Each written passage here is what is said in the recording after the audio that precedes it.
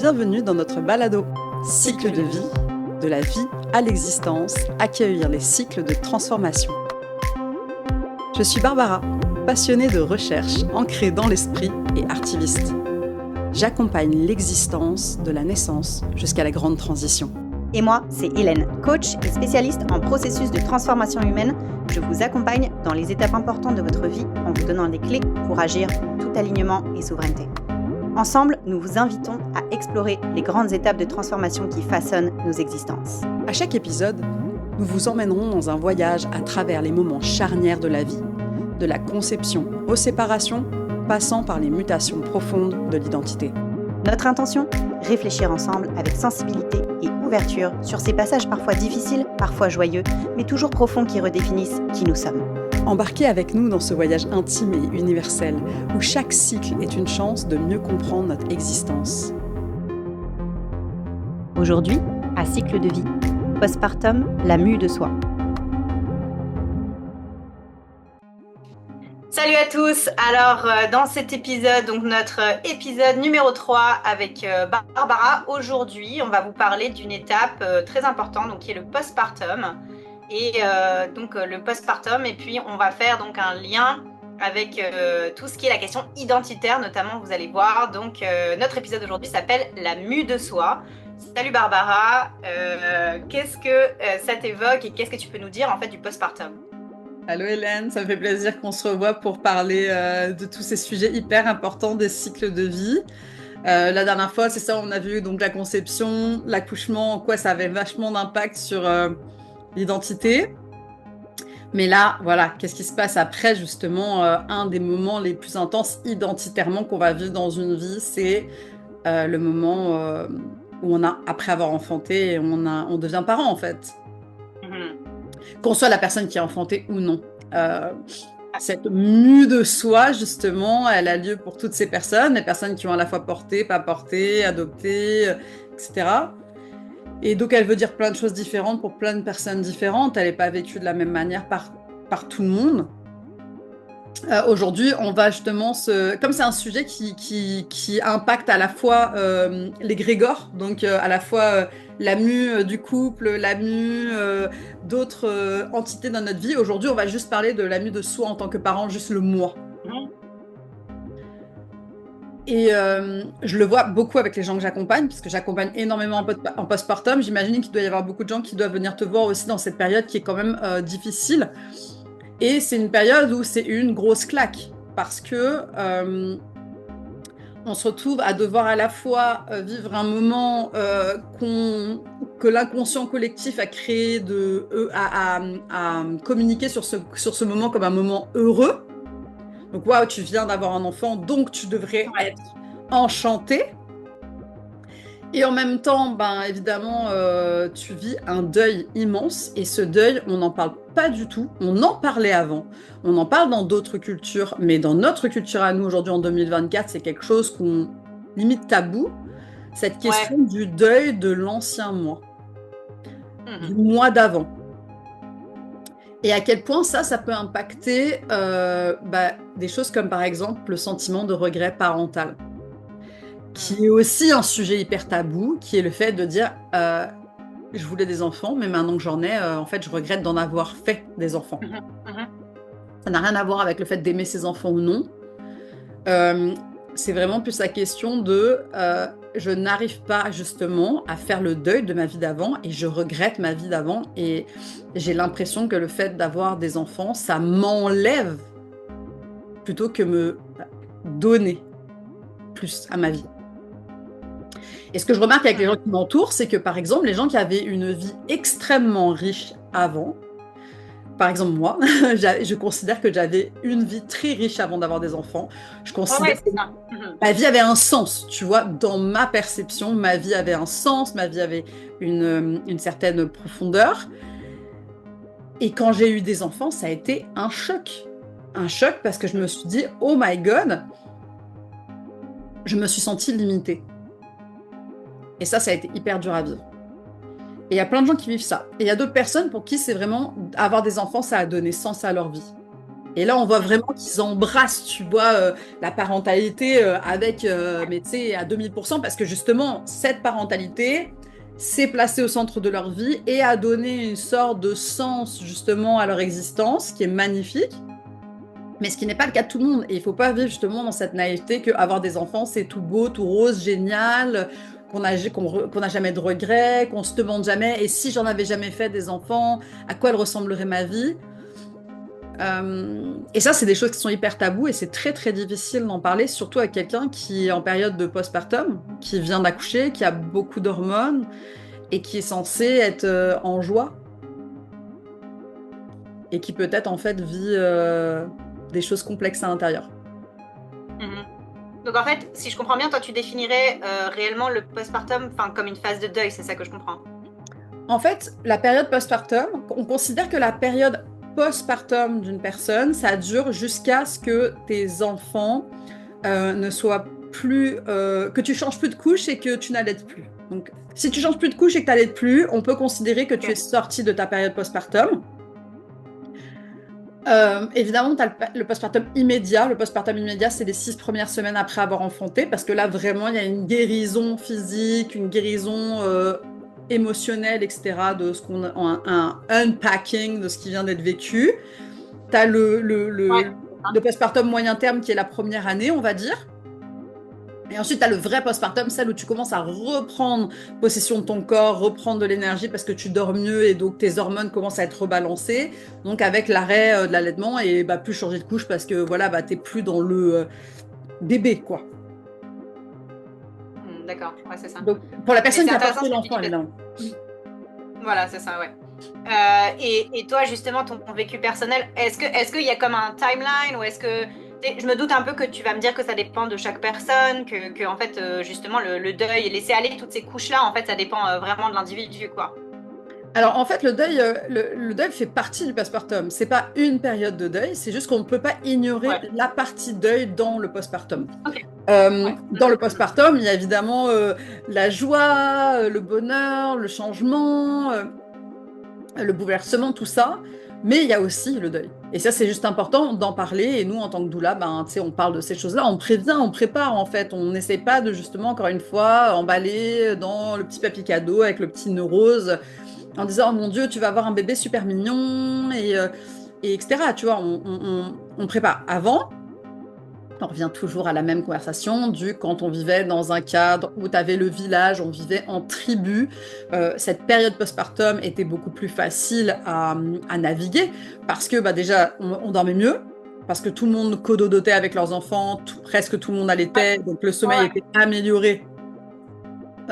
Et quand on était fatigué, la grand-mère, la tante s'occupait de prendre le bébé. Et quand toi, tu avais besoin de te reposer, la voisine allaitait ton bébé pendant que toi, tu allais prendre une sieste de 2 heures. Et tu vois, tout le monde te faisait à manger, les gens faisaient le ménage chez toi, puis etc., etc. Donc, cette période, ça te donnait l'espace, en fait, pour réapprivoiser ton nouveau toi. Donc, prendre conscience de cette mue, et avoir l'espace pour accueillir le nouveau toi. Alors que là, aujourd'hui, nous, on n'a aucun espace pour faire ça. On est souvent 2 ou seul, peu d'implication de l'entourage, et des manières aussi de vouloir s'occuper de nos enfants qui sont différentes de celles de nos parents ou des baby-boomers. Oui, bien sûr. Et donc eux-mêmes, ils ont du mal à s'adapter, ils savent pas trop comment nous aider parce que leur technique, c'est plus vraiment ce qui est aujourd'hui préconisé. Donc évidemment, c'est compliqué d'obtenir de l'aide. Et donc on se retrouve hyper isolé. Et dans cet isolement où on est crevé tout le temps et on est tout le temps submergé par la stimulation physique et émotionnelle de notre bébé, on n'a aucune place pour nous prendre le temps de se réapprivoiser, se redécouvrir en tant qu'individu. Et donc ça fait que finalement, on repousse ce moment-là. Ce moment d'accueil, ce moment de se retrouver. Et quand on le repousse à 1 an plus tard et que 1 an plus tard, on retourne au travail, par exemple, et que là, d'un coup, on est perdu parce qu'on ne sait plus on est qui et comment on se positionne. Et tu sais, il y a plein de gens qui vivent un énorme clash quand ils retournent au travail. Je ne sais pas si toi, tu vis ça dans les gens que tu accompagnes, mais ce clash de retour à la réalité, entre guillemets, après ton congé parental, et où finalement t'es plus la même personne, mais tout le monde s'attend à ce que ce soit la personne d'avant qui revienne, et que tes priorités ont changé d'endroit, ou tes passions ont changé de place, ou tu sais. Tout à fait. Mais c'est super intéressant ce que tu dis parce que en fait, je pense qu'on peut l'extrapoler à plein d'autres phases. De dire finalement, bah tu sais, c'est un peu comme un serpent. Littéralement, la mue, c'est ça quoi. C'est je perds mon ancienne peau et je me refais une nouvelle peau. Sauf que bah comme pour la mue d'un serpent, fatalement, ça prend pas 2 minutes. Et encore une fois, ça se vit. Et tu peux pas dire ah ben non non, je suis pas là, je le vois pas. J'ai une peau qui s'en va. Non non, c'est physique, c'est là, ça se passe. Mais encore une fois, bah, on retombe sur le sujet de la suppression des émotions. Parce que ce que je pense que pour moi qui est le plus important dans cette chose-là et qui fait complètement un lien avec ce que tu dis, c'est qu'il y a une complexité émotionnelle qui est reliée à cette phase-là, comme à beaucoup d'autres phases. Mais là, en l'occurrence, tu vois, le truc de dire d'avoir une attente, la société a comme une attente sur une émotion en particulier. Et en réalité, c'est pas ça qui se passe. Et c'est vrai que moi, je fais beaucoup de travail émotionnel avec mes clients aussi. Et en fait, c'est d'aller appréhender comme la complexité émotionnelle parce que la plupart des gens, c'est une capacité et puis ça s'apprend. Mais apprendre à inclure toutes les émotions en même temps, dans le même timeline, au même moment et dans le même endroit géographique, c'est des choses ça fait partie des choses qu'il faut qu'on réapprenne en tant qu'individu et comme du collectif aussi.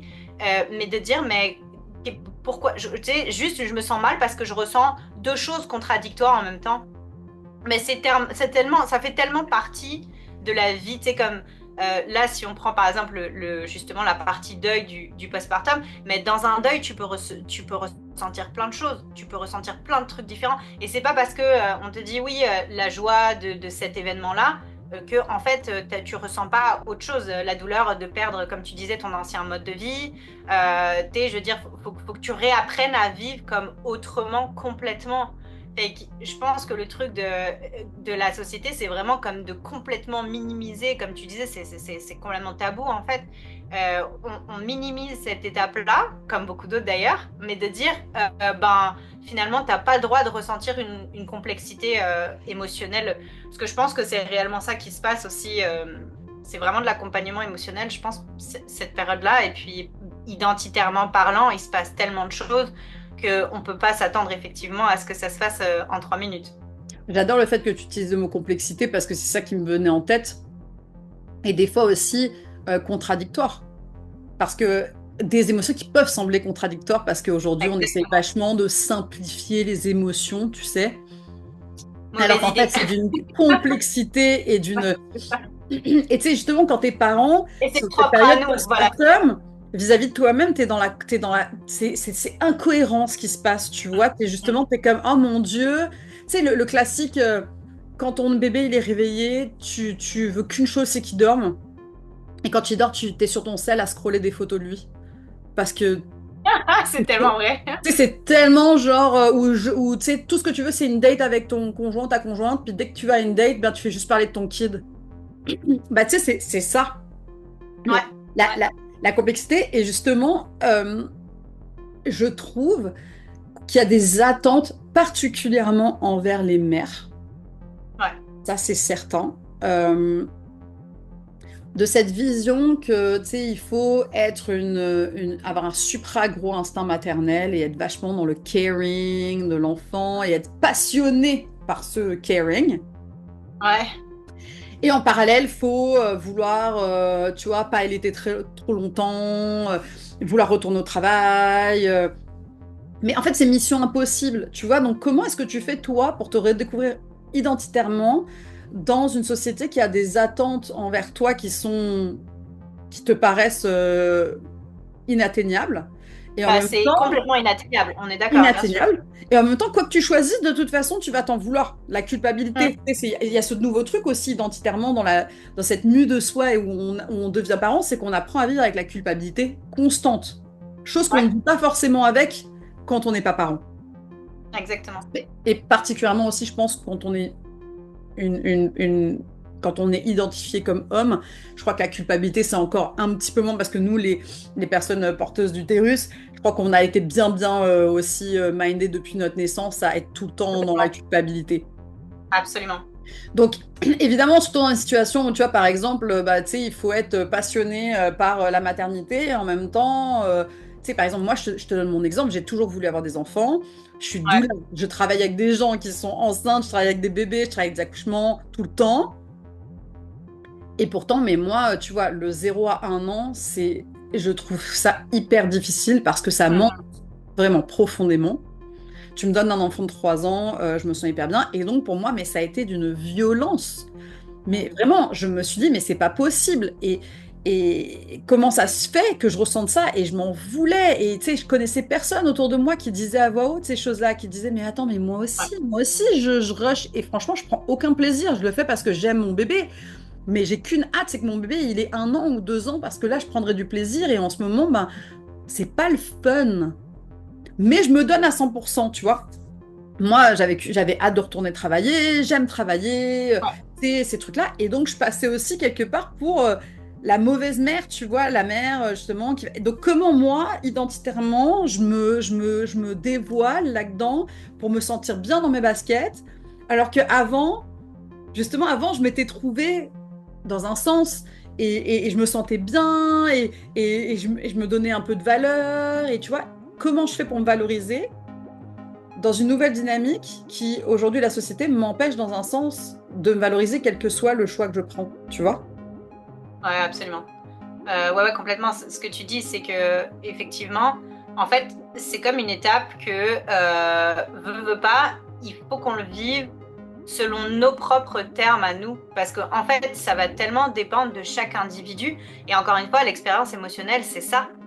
Les émotions, c'est des informations énergétiques qui viennent à nous pour nous dire des trucs sur d'autres choses. Donc, c'est de facto, c'est complètement personnalisé comme expérience. Donc, à quel moment est-ce qu'on va comparer que toi, juste parce que tu as envie de retourner au travail, ou en tout cas que quelqu'un d'autre va le vivre complètement autrement, faut pas qu'on oublie que c'est personnalisé comme expérience. Donc, à quel moment on va mettre un cadre, tu sais, dans lequel, voilà, faut le vivre comme ça se vit comme ça et pas autrement, tu vois. Bah, surtout, moi, ce que je te dirais, c'est que faut être réaliste, c'est-à-dire que souvent, la période justement postpartum tourne autour du bébé. Et ça, moi personnellement, je trouve que c'est une erreur et énormément de collègues doula, je pense, seront d'accord avec mon propos.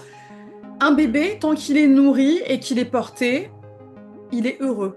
Si tu veux, Ouais, les besoins biologiques et émotionnels d'un bébé sont assez simples.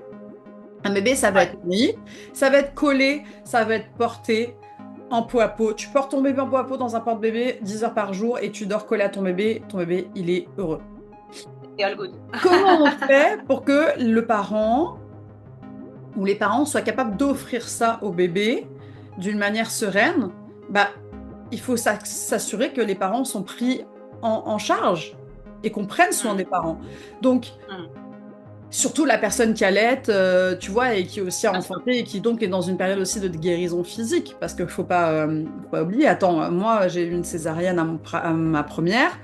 Euh, une césarienne, c'est 1 an de convalescence, hein. C'est 6 semaines Ouais, de convalescence intense, c'est-à-dire de guérison de la plaie, mais ça prend 1 an de récupérer les fonctionnalités totales de ton corps après une césarienne. Je veux dire, c'est bien sûr. énorme. Et même quand t'as pas de Ouais, ouais, césarienne, quand c'est absolument. par voie basse, ben, tu sais, la guérison tu sais, de ta vulve, de ton utérus, tout ça, ça prend vraiment beaucoup de temps. Ouais. Donc, quand on sait qu'on doit être dans une démarche de redécouverte de soi-même, et Mhm. qu'on sait qu'on a justement cet enfant qui vient un peu foutre la merde, parce que quelque part, Ouais. lui, il vient, tu sais, bypasser ce moment où, tu Mhm. sais, où tu devrais être en train de te redécouvrir Ouais. par ses besoins. Et ben, qu'est-ce que tu fais? Tu demandes de l'aide, tu t'entoures. Avant, on était entouré. Aujourd'hui, bon, ok, oui, certes, aujourd'hui, on a moins le village, mais par contre, aujourd'hui, on a les outils. Et comme souvent, c'est 2 parents qui travaillent, on a aussi parfois plus peut-être les moyens, mais aussi, tu sais, il y a des soutiens communautaires, etc. Donc, qu'est-ce qu'on fait? On se met on essaye de s'entourer pour se donner l'opportunité d'être reposé, d'être nourri, et nourri physiquement, mais aussi nourished au niveau Absolument, au sens mental. large du... Exactement, c'est ça, Exact. ouais, c'est ça. Et justement, on fait des soins, on prend des doulas postpartum pour qu'elles viennent nous donner du répit, pour avoir cet espace pour exister. Il n'y a personne qui va te donner une médaille parce que tu fais ça seul. Absolument, c'est exactement ça. Il faut arrêter de le glorifier aussi. Voilà. Exactement. Moi, je bien sûr. suis pour dire qu'on nous demande énormément. Ok, parce que moi, tu me demandes énormément, je vais me donner les moyens, je vais prendre toutes les ressources possibles, puis je vais me gâter. En fait, moi, je dis aux gens souvent, gâtez-vous. S'il y a un moment dans ta vie, je veux dire, les gens sont prêts à investir je ne sais combien de milliers de dollars dans un voyage de noces, là. Me semble, ton postpartum, Ça mérite tout le temps.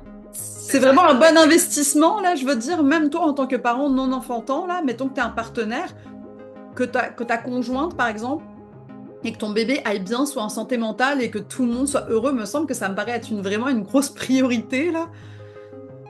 Mais tu sais, c'est fou. Et encore une fois, ça montre à quel point, dans toutes les étapes tu sais, toutes les étapes dont on va parler dans nos podcasts de cycle de vie, ça montre à quel point il y a des étapes qui sont vachement plus glorifiées que d'autres.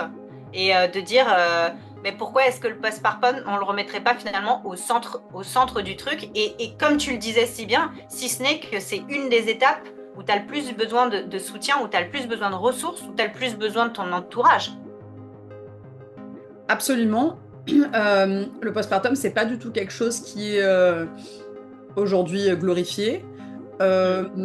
Et au contraire, je te dirais qu'on avait même des attentes. Là, ça c'est l'inverse. Ça s'est calmé. Mais tu sais, Ouais. ne serait-ce que les attentes physiques Ouais. envers les personnes qui accouchent de perdre le poids, de grossesse, mais des choses hallucinantes qui me paraissent à des milliers d'années-lumière des priorités.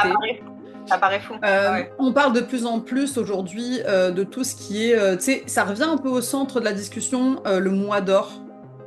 Et les 40 jours après la naissance, qui sont censés être 40 jours où tout le monde prend soin de la personne enfantante, pour que la personne enfantante puisse prendre soin du bébé. C'est pas tu viens puis on s'occupe du bébé. Non, non, c'est on vient pas te voir et on te demande comment va bébé. C'est comment ça va toi. Qu'est-ce que je peux c'est ça. Toi. Ouais.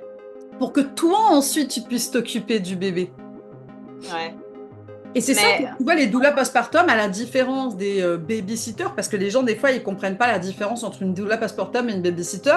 Une doula postpartum s'occupe de la famille. Donc, la doula postpartum va venir, va parler aux parents, s'assurer que les parents sont en santé mentale, qu'ils ont les outils nécessaires, qu'ils comprennent la biologie du sommeil, qu'ils comprennent la biologie de l'alimentation du bébé pour être rassuré, pour se sentir en confiance. Tu sais, t'es l'expert de ton bébé. C'est toi l'expert de ton bébé. Et tu te souviens qu'on parlait d'infantilisation dans l'épisode précédent sur l'accouchement ? Ouais. Et ben, je peux te dire que dans le postpartum immédiat, l'infantilisation, c'est genre même limite encore pire. Parce qu'on te fait croire qu'on sait mieux que toi ce qui est bien pour ton enfant. Encore une fois, déléguer le pouvoir, ça marche pas en fait. Exactement. Pas du tout. Et on sait biologiquement comment s'occuper de son enfant de la bonne manière. Je veux dire, les parents, ils savent, ils sentent quand leur bébé va pas bien ou qu'il y a un truc pas normal, ou tu vois. Et on vit de plus en plus, en tout cas, je sais pas pour toi, mais moi, je remarque que dans les gens que j'accompagne, il y a de plus en plus de personnes qui vivent de l'anxiété quand ils se retrouvent avec leur bébé. Ouais, bien sûr. Mais il y a aussi, tu sais, c'est ça, on parle de mue identitaire, de changement, de tout ça. Et en fait, le truc, c'est que finalement, c'est comme, pour ça aussi, il faudrait performer.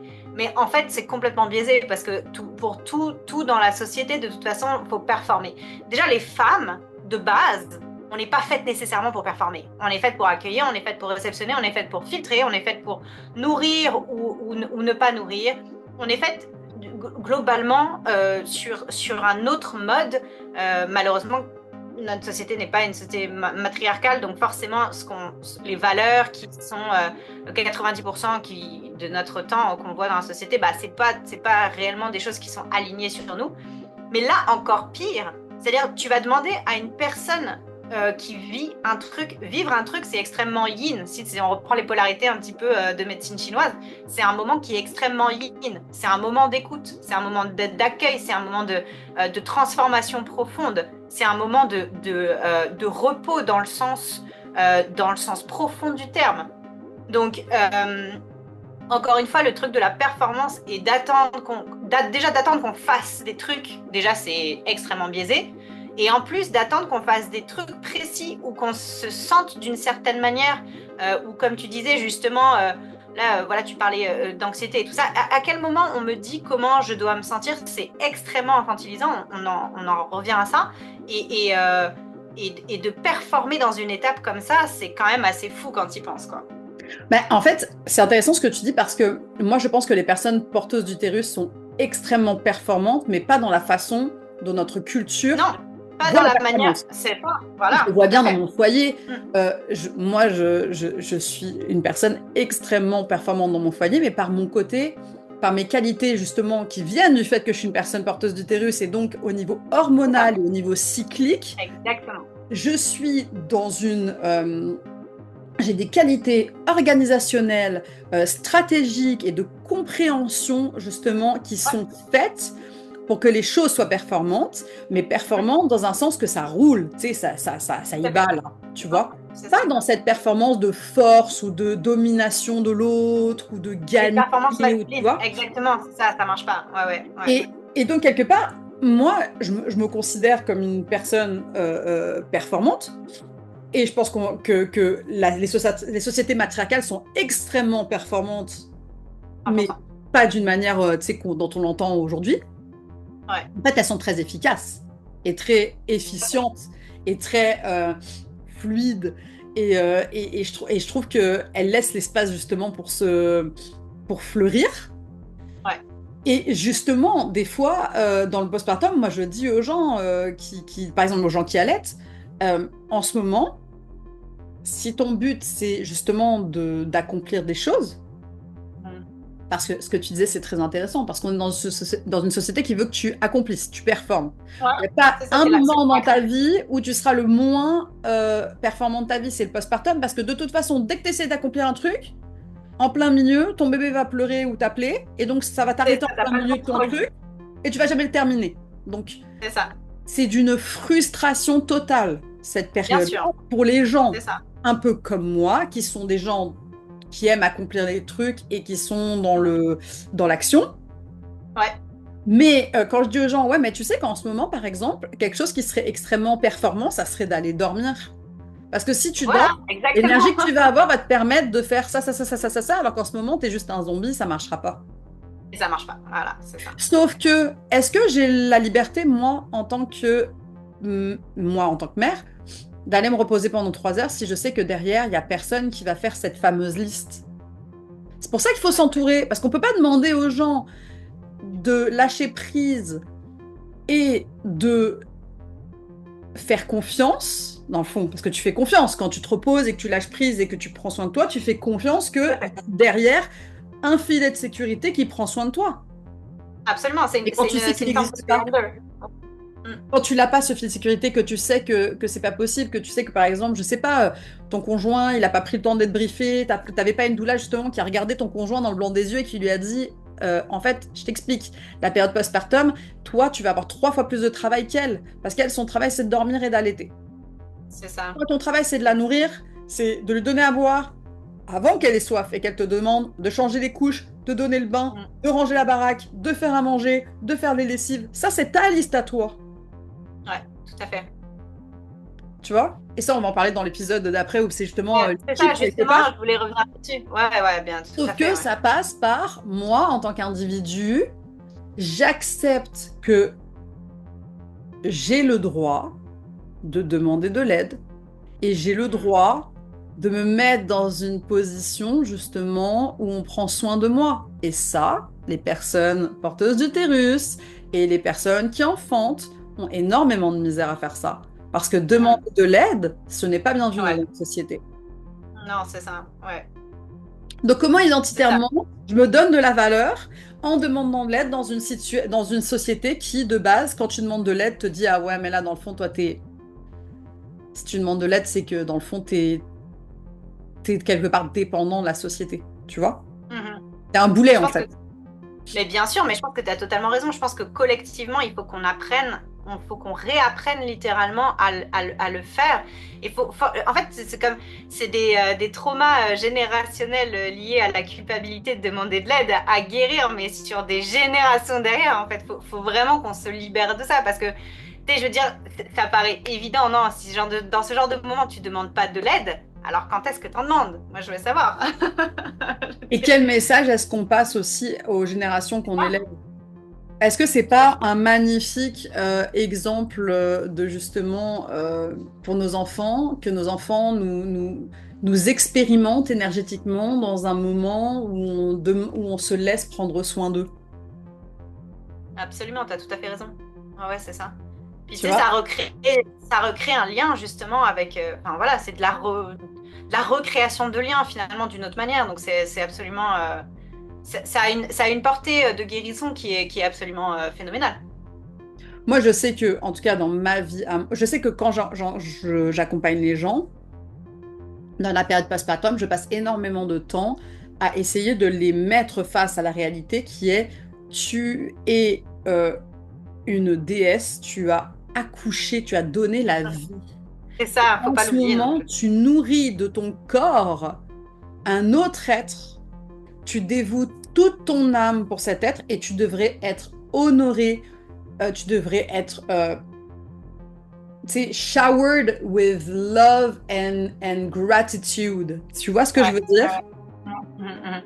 Et nous, on fait ça, les doulas, justement, essayer d'apporter ça à la personne, de lui faire Mm, sentir ça. Le fait que ce que tu as fait, mm. c'est dingue.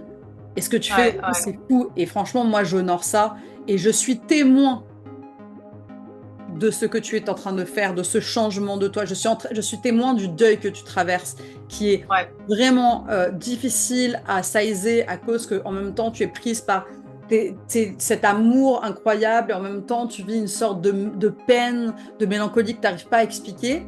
Et nous, on est porteuse de cet espace-là. Mais tout à fait. Mais c'est crucial. Mais je Mais me c'est demande crucial. à quel point c'est Ouais. isolant d'avoir personne pour être le miroir.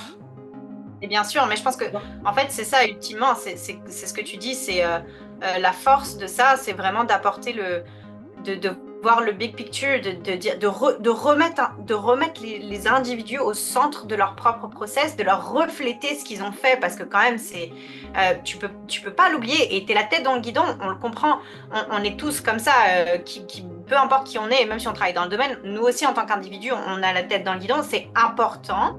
Le reflet, c'est ça, hein. Les reflets, c'est nécessairement relationnel. Il y a nécessairement quelqu'un en face de toi qui te fait un reflet sur toi, parce que c'est quelqu'un d'extérieur. Sinon, ça ne marche pas. Tu ne peux pas te faire un propre reflet à toi-même. Donc, d'avoir le reflet extérieur et le big picture de tout ce qui se passe. Et encore une fois, on revient sur la complexité émotionnelle, parce que tout ce qui se passe et qui a besoin d'être processé, d'être vécu, d'être pris en compte, d'être validé, d'être apaisé aux besoins, c'est vraiment ça, quoi. C'est vraiment le truc du reflet, le truc de la map, et de voir, ok, qu'est-ce qui est en train de se passer en ce moment si je dézoome. Pour moi, c'est le truc le plus puissant, ouais. Je crois que toute personne qui vit, quel que soit le cycle justement dans lequel il est, le cycle de transformation, c'est hyper important d'en parler déjà à des gens Mm, extérieurs, mm, parce qu'on va se rendre compte qu'en fait, la majorité des gens, ils vivent ce qu'on vit. ouais, c'est ça. On n'est pas tant isolé que ça. Euh, Non, c'est ça. et qu'il y a plein d'outils pour, euh, pour rendre ces périodes plus faciles. C'est juste que ces outils avant et ces transformations et ces cycles, ils étaient au centre du discours. Alors qu'aujourd'hui, on essaye tu sais, de les repress. C'est comme, tu sais, De ça me les fait pour enfouir, de les moi, réprimer, ouais. ouais, Ouais, bien sûr. pour moi l'image la plus flagrante, et on en parlera dans un prochain épisode, c'est à quel point on essaye de vivre comme si on n'avait pas de cycle menstruel. C'est fou. Ouais. Tellement qu'on prend par exemple des pilules qui annulent notre cycle menstruel. Ouais, c'est ça. Et donc on vit notre vie comme si on n'était pas cyclique. Mm. Et ça, on le fait at large dans notre vie, genre, dans notre Exactement. existence. On vit comme si il n'y avait aucun cycle et que c'était totalement linéaire et que la seule chose qui compte, c'est je nais et je meurs, tu vois. Et puis j'évolue dans cette vie-là. Non, il y a plein de cycles à honorer. Il faut prendre le temps de les vivre pour Ouais, tout à fait. se redécouvrir à chaque fois, nouveau ou nouvelle, et prendre du plaisir là-dedans. Tout à fait, tout à fait. Tu vois, moi maintenant, je Absolument. prends du plaisir à découvrir quelle personne je suis. Moi, pendant longtemps, et encore aujourd'hui, je le sens, parce que mon deuxième bébé est jeune, il a 1 an. Souvent, avant, je me sentais hyper incarnée dans ma vie. Et maintenant, souvent, je me sens comme flotter au-dessus de ma vie, comme si je me voyais de l'extérieur avancer dans l'existence. Et comme si j'étais pas en train de vraiment l'incarner, cette nouvelle vie, tu vois. Comme si temporairement, ma vie était sur hold et que je la voyais de l'extérieur, puis que je faisais juste survivre jour par jour à travers la jeune parentalité, jusqu'au moment où soudainement je vais pouvoir reprendre mon souffle, puis me réincarner et m'enraciner à nouveau, tu vois. Mais ça, c'est pas une bonne chose, tu sais, quelque part. Quand tu prends conscience de ça, tu te rends compte que tu n'incarnes pas ta vie. Mais là, faut faire de quoi, là? Ouais, absolument. Mais c'est très vrai ce que tu dis. Dans l'incarnation, et donc dans les cycles d'identitaire, c'est de se laisser muer, parce que là on parle de ça aujourd'hui, notre épisode du jour c'est la mue de soi, mais faut se laisser muer, il faut se laisser faire le process dans le fond. Merci Hélène de dire ça, parce que tu as tout à fait raison, et c'est pour ça que je pense que les gens bénéficient aussi énormément d'aller voir des coachs comme toi. C'est ok, est-ce que tu te laisses faire? Est-ce que tu te donnes l'espace? Absolument. Et qu'est-ce qui te fait, si tu ne le fais pas, qu'est-ce qui te fait peur? C'est quoi? Tout à fait.